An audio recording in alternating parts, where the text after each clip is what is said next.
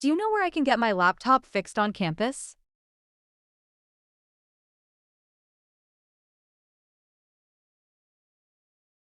I forgot to bring my notes to the study session.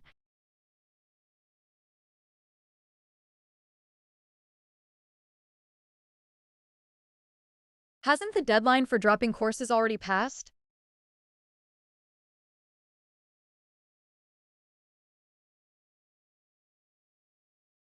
The vending machine on the second floor ate my dollar.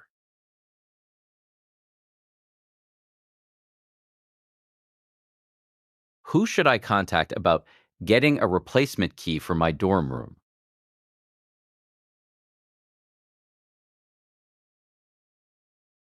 Are you planning to attend the career fair next week?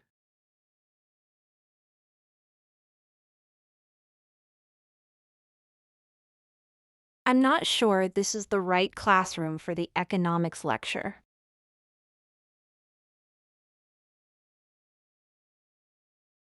Would it be okay if I borrowed your calculator for the exam?